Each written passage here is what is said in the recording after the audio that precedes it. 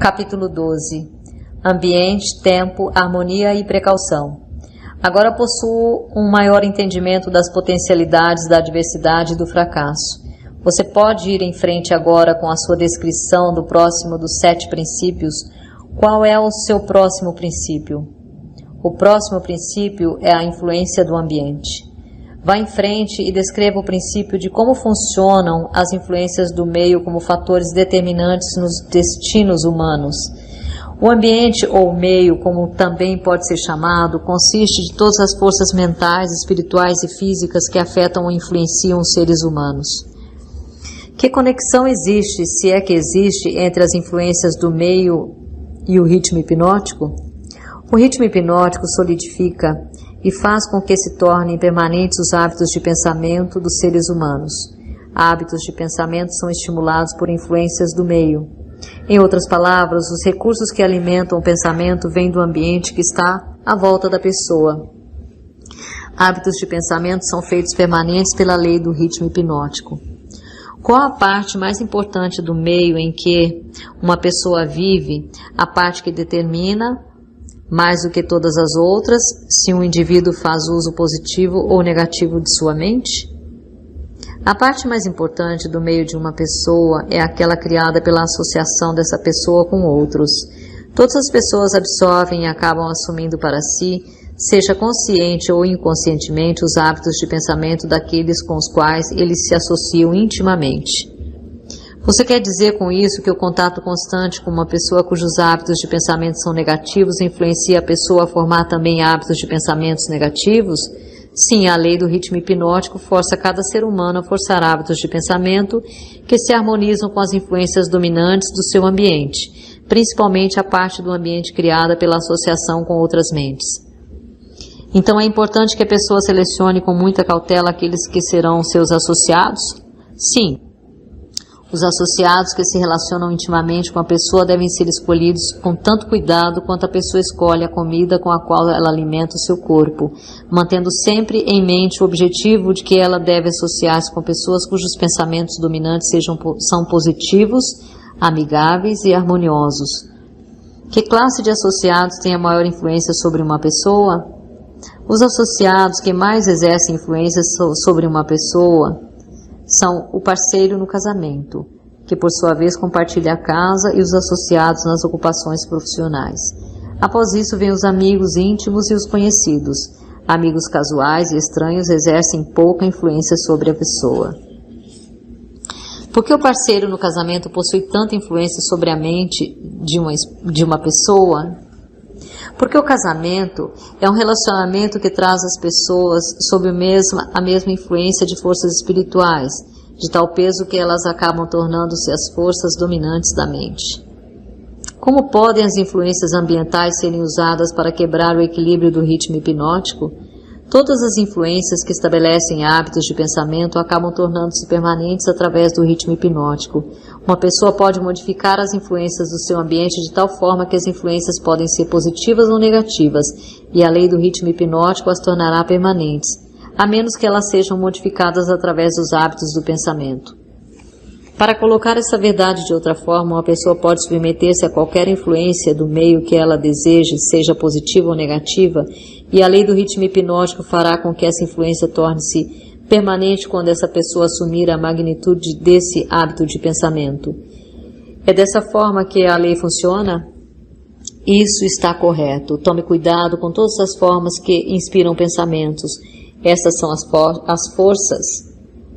Tome cuidado com as forças que inspiram pensamentos. Essas são as forças que constituem o ambiente e determinam a natureza do destino da pessoa no planeta. Que classe de pessoas consegue ter controle sobre as influências do meio? Os não alienados. Todos aqueles que são vítimas do hábito da alienação perdem a sua força para escolher o seu próprio ambiente. Eles tornam-se vítimas de cada influência negativa do seu meio. Existe alguma saída para o alienado? Existe algum método pelo qual ele possa submeter-se às influências de um ambiente positivo? Sim. Há uma saída para os alienados. Eles podem parar de alienar-se, assumir o controle de suas próprias mentes e escolher um ambiente que inspire pensamentos positivos. Isso eles conseguem obter através da definição de propósito. Isso é tudo o que há para eliminar o hábito da alienação? Esse hábito é apenas um estado da mente? Alienar-se nada mais é do que um estado negativo da mente, um estado de mente conhecido pela ausência total de propósito. Qual o procedimento mais efetivo que uma pessoa pode conseguir para estabelecer um ambiente que seja útil para desenvolver e manter hábitos de pensamentos positivos? O mais efetivo de todos os ambientes é aquele pelo qual um grupo de pessoas cria uma aliança amigável, que os obrigará a auxiliar um ao outro no alcance de um objetivo, através de um propósito definido. Esse tipo de aliança é conhecida como mastermind. O mastermind consiste da associação de indivíduos cuidadosamente escolhidos, cada qual enriquecendo essa aliança com algum conhecimento, experiência, educação, plano ou ideia, especialmente habilitados para fazer com que o objetivo de cada um seja atingido através de um propósito definido. Os líderes mais bem-sucedidos em todos os momentos da vida buscam o auxílio desse tipo de influência do meio, feito especialmente para servi-los. Realizações fantásticas são impossíveis sem a cooperação amigável de outros. Para colocar a verdade de outra forma, pessoas bem-sucedidas devem controlar o seu ambiente, garantindo assim manter total controle contra as influências das forças negativas do meio. A responsabilidade que as pessoas possuem com seus parentes faz com que seja impossível para elas evitar a influência de um ambiente negativo. Nenhum ser humano deve a outro ser humano qualquer grau de responsabilidade que possa roubar o seu privilégio de construir os seus hábitos de pensamento em um meio positivo. Por outro lado, cada ser humano tem o dever de remover do seu ambiente toda e qualquer influência que possa remotamente desenvolver hábitos de pensamentos negativos. Essa não seria considerada uma filosofia de sangue frio? Somente os fortes sobrevivem. Ninguém consegue ser forte sem remover toda e qualquer influência negativa de si mesmo, que possa de alguma maneira desenvolver hábitos de pensamentos negativos. Hábitos de pensamentos negativos resultam na perda do privilégio da autodeterminação, independente do que ou quem possa causar esses hábitos. Hábitos de pensamentos positivos podem ser controlados pelo indivíduo e devem ser feitos para servi-lo, na busca por seus propósitos e metas. Hábitos de pensamento negativo controlam o indivíduo e o privam do privilégio da autodeterminação.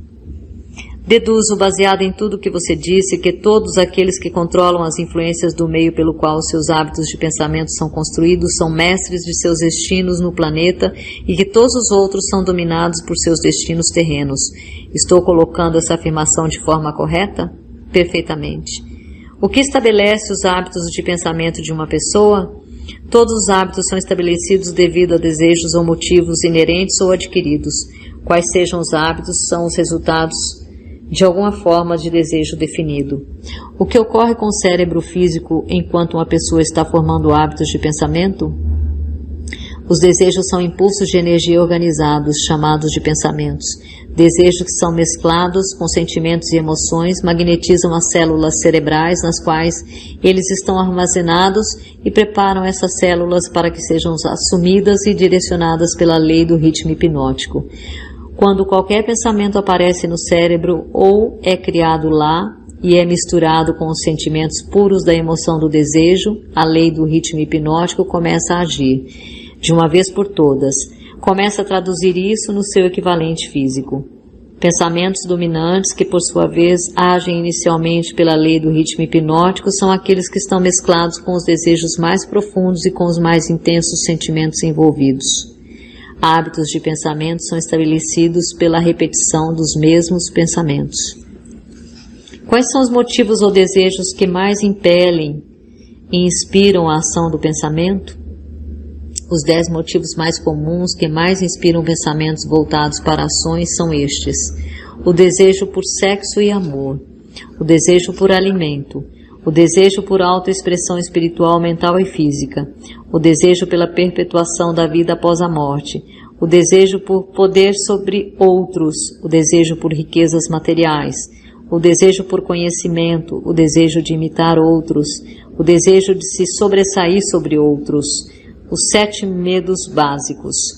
Esses são os motivos principais que inspiram a maior parte de todas as ações humanas. E os desejos negativos, tais como a ganância, a inveja, a avareza, o ciúme e o rancor, esses sentimentos negativos não são expressados mais frequentemente do que qualquer um dos sentimentos positivos? Todos os desejos negativos não são nada exceto frustrações de desejos positivos. Eles são inspirados por alguma forma de derrota, fracasso ou negligência por parte dos seres humanos em se adaptarem às leis da natureza de forma positiva. Esse é um novo ponto de vista nessa questão dos pensamentos negativos. Se estou entendendo o que você disse, todos os pensamentos negativos são inspirados pela negligência ou fracasso de uma pessoa em se adaptar harmoniosamente às leis da natureza. Isso está correto? Isso está corretíssimo. A natureza não tolerará quaisquer inatividades ou vácuos de qualquer tipo. Todo o espaço deve ser, e na verdade é preenchido com alguma coisa. Tudo nessa existência, tanto de natureza física como espiritual, deve ser e estar em constante movimento. O cérebro humano não é exceção a essa regra. Ele foi criado para receber, organizar, especializar-se e expressar o poder do pensamento. Quando um indivíduo não usa o cérebro para a expressão de pensamentos criativos e positivos, a natureza preenche o vácuo, forçando-o a agir em cima de pensamentos negativos. Não pode haver indolência ou inatividade no cérebro. Entenda esse princípio e você terá um novo e importante entendimento sobre as influências que o ambiente exerce nas vidas dos seres humanos. Você entenderá melhor também como a lei do ritmo hipnótico opera, sendo ela a lei que mantém tudo e todos em constante movimento, através de alguma forma de expressão, tanto de princípios negativos como positivos. A natureza não está interessada nesse tipo de moral. Ela não está interessada no certo ou no errado. Ela não está interessada na justiça ou na injustiça. O seu interesse é unicamente de forçar tudo a expressar a ação de acordo com a sua natureza. Essa é uma interpretação muito reveladora da forma como a natureza se comporta. A quem devo solicitar corroboração das suas afirmações? Aos homens de ciências, aos filósofos, a todos os pensadores deste mundo. Por último, às manifestações físicas da própria natureza. A natureza não possui nada parecido com matéria morta. Cada átomo da matéria está em constante movimento. Toda energia movimenta-se contínua e constantemente. Não existem espaços vazios em lugar algum. O tempo e o espaço são literalmente manifestações do movimento, com tal grandeza de velocidade que não pode ser medida pelos seres humanos. Por tudo que você está dizendo, uma pessoa é forçada a concluir que as fontes de conhecimento são chocantemente limitadas. As fontes desenvolvidas de conhecimento são limitadas. Todo o cérebro de um adulto normal é um portal em potencial para todo o conhecimento que existe através dos universos. Todo o cérebro de um adulto normal possui dentro do seu mecanismo a possibilidade de se comunicar diretamente com a inteligência infinita, a fonte de onde provém todo o conhecimento que existiu, existe e existirá. A sua afirmação me leva a crer que todos os seres humanos podem tornar-se aquilo que chama de Deus. É isso que você quer dizer? Através da lei da evolução, o cérebro humano está sendo aperfeiçoado para comunicar-se automaticamente com a inteligência infinita. A perfeição virá através do desenvolvimento organizado do cérebro, através de sua adaptação às leis da natureza. O tempo é o fator que trará a perfeição. O que causa ciclos de eventos recorrentes tais como epidemias de doenças, crises econômicas, guerras e ondas de crimes? Todas as epidemias nas quais um grande número de pessoas é afetado de maneira similar são causadas pela lei do ritmo hipnótico, através da qual a natureza consolidada pensamentos de natureza similar faz com que esses pensamentos sejam expressados através de uma ação em massa. Então a grande crise econômica foi colocada em ação devido ao grande número de pessoas que foram influenciadas a liberarem pensamentos de medo? Isso está correto? Perfeitamente. Milhões de pessoas estavam agindo para conseguir alguma coisa em troca de nada, através da aposta no mercado financeiro. Quando elas de repente descobriram que tinham conseguido nada por alguma coisa, elas se aterrorizaram, correram para os seus bancos e retiraram seus dinheiros. E o pânico estava instalado, através do pensamento em massa de milhões de mentes, todos pensando em termos de medo e da pobreza. A crise prolongou-se por alguns anos. Pelo que você está dizendo, deduzo que a natureza consolida os pensamentos dominantes das pessoas e os expressa através de alguma forma de ação em massa, tais como crises econômicas, momentos de euforia nos negócios e assim por diante. Isso está correto? Você está com a ideia certa. Vamos agora para o próximo dos 7 princípios. Vá em frente e o descreva. O próximo princípio é o tempo, a 4ª dimensão. Qual a relação que existe entre o tempo e o funcionamento da lei do ritmo hipnótico? O tempo é a lei do ritmo hipnótico. O lapso de tempo necessário para dar permanência aos hábitos de pensamentos depende principalmente do objeto e da natureza dos pensamentos. Mas entendi pelo que você disse antes que a única coisa permanente na natureza é a mudança. Se isso é verdade, então o tempo está constantemente mudando, rearranjando-se e recombinando todas as coisas, incluindo os hábitos de pensamento das pessoas. Como então poderia a lei do ritmo hipnótico dar permanência aos hábitos de pensamento de uma pessoa? O tempo divide todos os hábitos de pensamento em 2 classes, pensamentos negativos e pensamentos positivos. Os pensamentos de um indivíduo estão constantemente modificando-se e sendo recombinados para se adequarem aos desejos desse indivíduo, mas os pensamentos não mudam do positivo para o negativo ou vice-versa, exceto através do esforço voluntário por parte do indivíduo. O tempo penaliza o indivíduo por todos os pensamentos negativos e o recompensa por todos os pensamentos positivos, de acordo com a natureza e o propósito dos pensamentos. Se os pensamentos dominantes de uma pessoa são negativos, o tempo penaliza o indivíduo construindo em sua mente o hábito do pensamento negativo, e então ele procede para solidificar esse hábito em um ato permanente, durante cada segundo de sua existência. Os pensamentos positivos são da mesma forma, construídos pelo tempo e acabam tornando-se hábitos permanentes. O termo permanência, é claro, refere-se à vida natural do indivíduo. Literalmente falando, nada é permanente. O tempo converte hábitos de pensamento naquilo que pode ser chamado permanência durante a vida do indivíduo. Agora possuo um entendimento melhor de como o tempo trabalha. Quais outras características possui o tempo em conexão com o destino dos seres humanos na Terra? O tempo é o tempo que influencia a natureza, através da qual as experiências humanas podem ser amadurecidas em sabedoria. As pessoas não nascem com sabedoria, mas elas nascem com a capacidade de pensar e podem, através do lapso do tempo, chegar à sabedoria pelos seus pensamentos. Os jovens possuem sabedoria? Somente em assuntos elementares. A sabedoria vem somente com o tempo. Ela não pode ser herdada e não pode ser transferida de uma pessoa para outra, exceto através do lapso do tempo. O passar do tempo pode forçar o indivíduo a adquirir sabedoria? Não. A sabedoria vem somente para os não alienados, que formam hábitos de pensamentos positivos como uma força dominante em suas vidas. Os alienados e todos aqueles cujos pensamentos dominantes são negativos nunca adquirem sabedoria, exceto de coisas elementares. Pelo que você está dizendo, eu entendo que o tempo é amigo da pessoa que treina sua mente a seguir padrões de pensamentos positivos, e o inimigo da pessoa que se aliena em hábitos de pensamentos negativos. Isso está correto? Isso é precisamente verdadeiro. Todas as pessoas que podem ser classificadas como alienadas ou não alienadas. Alienadas estão sempre à mercê das não alienadas, e o tempo faz com que essa relação seja permanente.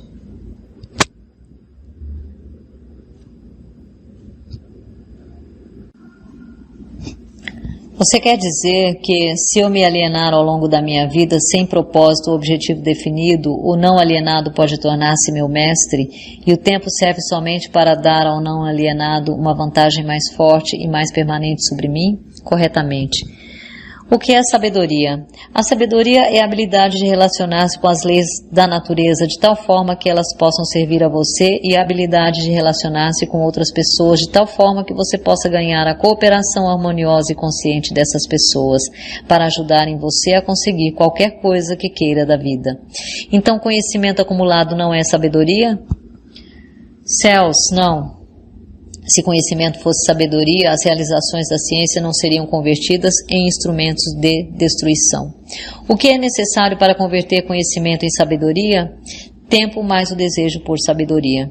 A sabedoria nunca pode ser imposta a uma pessoa, ela é adquirida, se é que é adquirida pelo pensamento positivo através de um esforço voluntário e pessoal. É seguro para todas as pessoas ter conhecimento? Nunca é seguro para qualquer pessoa ter um conhecimento extensivo sem sabedoria. Em que idade a maioria das pessoas começa a adquirir sabedoria? A maioria das pessoas que adquire sabedoria o faz após ter passado a idade dos 40 anos. Antes desse período, a maioria das pessoas está muito ocupada angariando conhecimentos e os organizando em planos, em vez de gastar o tempo no esforço em conseguir sabedoria. Qual circunstância da vida que é mais apta para levar uma pessoa a adquirir sabedoria? Adversidade e fracasso. Essas são as linguagens universais que a natureza se utiliza para transmitir sabedoria a todos aqueles que estão preparados para recebê-la. A adversidade e o fracasso sempre trazem sabedoria? Não, somente para aqueles que estão prontos para receber a sabedoria e voluntariamente procuram por ela. O que determina o quão pronta está uma pessoa para receber a sabedoria? O tempo e a natureza dos hábitos de pensamento. Conhecimento adquirido recentemente equivale-se a conhecimento já testado e comprovado? Não.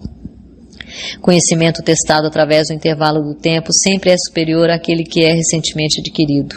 O tempo dá ao conhecimento a definição em termos de qualidade, quantidade e confiabilidade. Nunca se pode ter certeza de um conhecimento que não tenha sido testado. O que é um conhecimento confiável? É o conhecimento que se harmoniza com a lei natural, o que significa que é baseado em pensamentos positivos.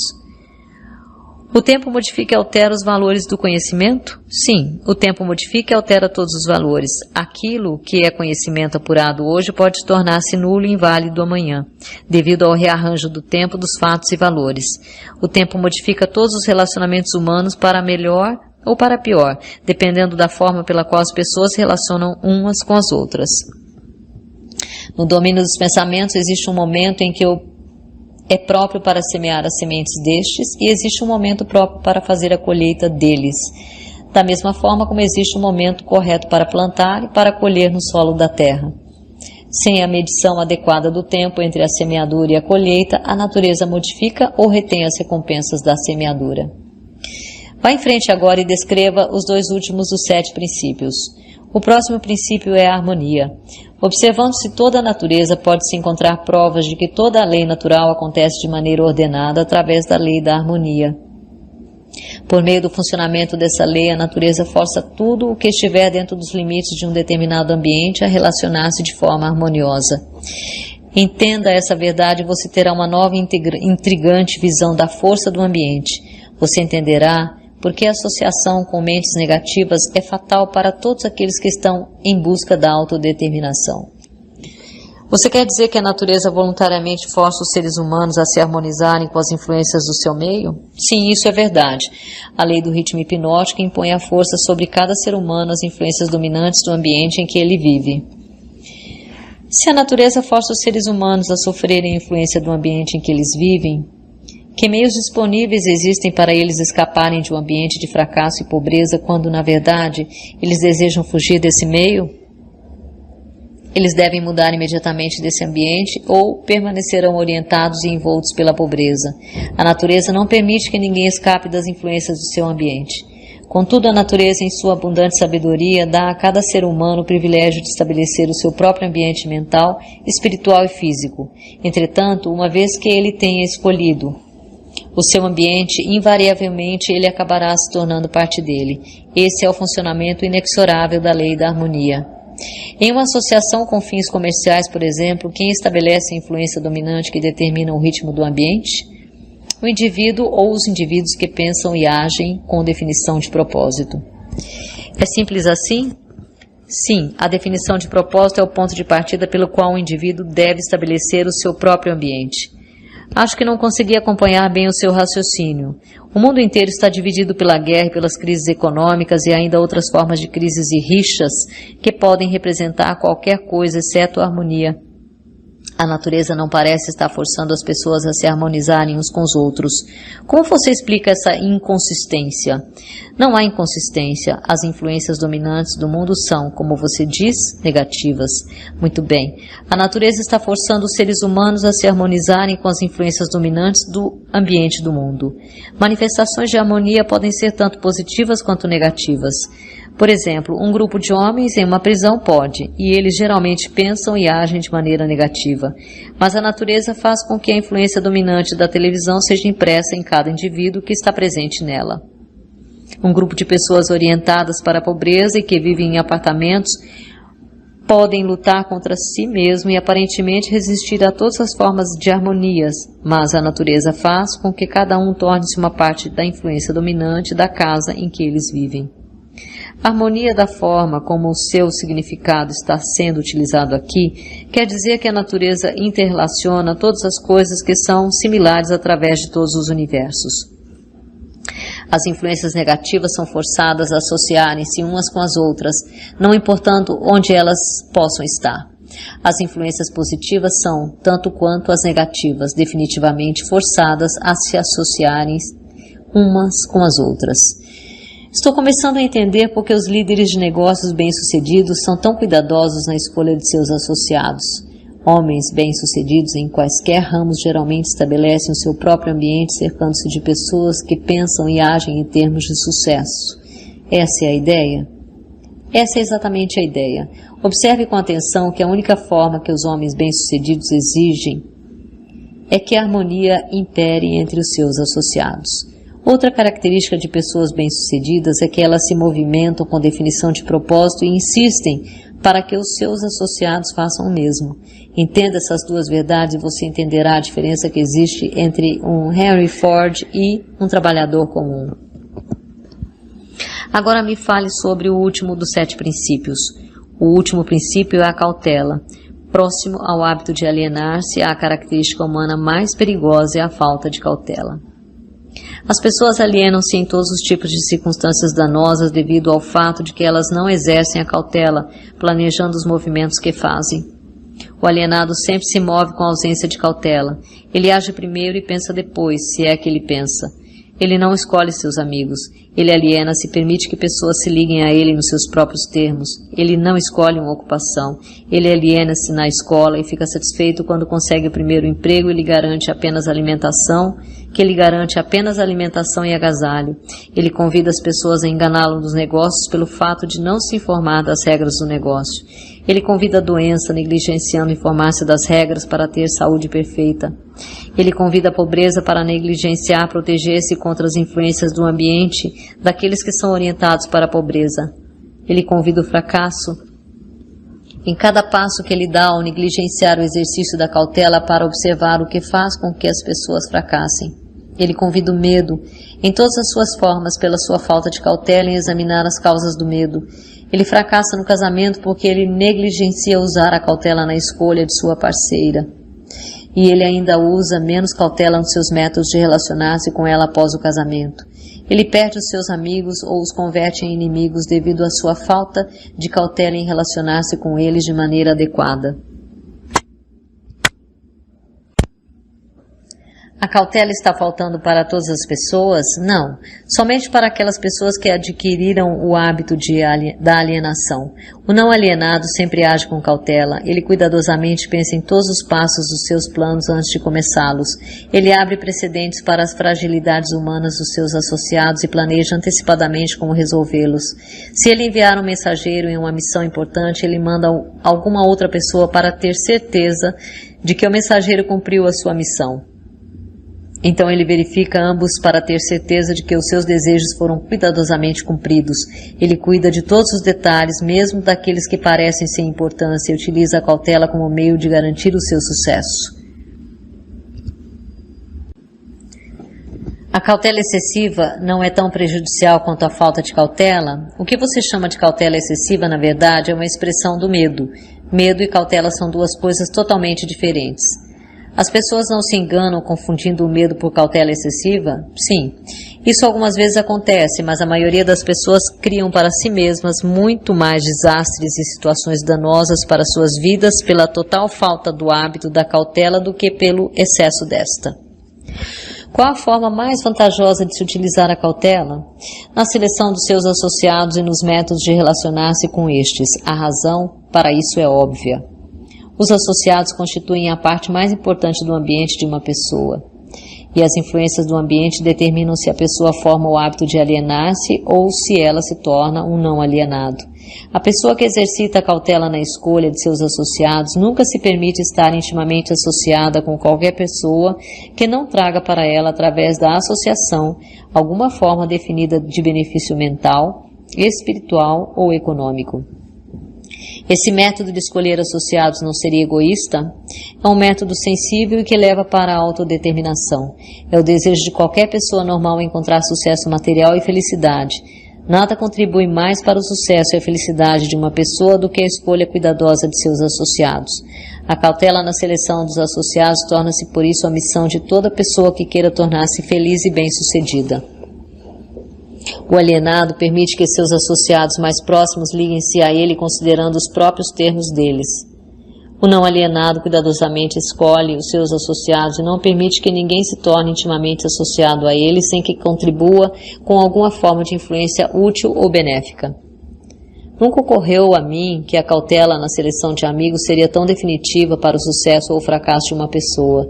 Todas as pessoas bem-sucedidas agem com cautela na seleção de seus associados, seja na esfera comercial, social ou profissional de seus relacionamentos.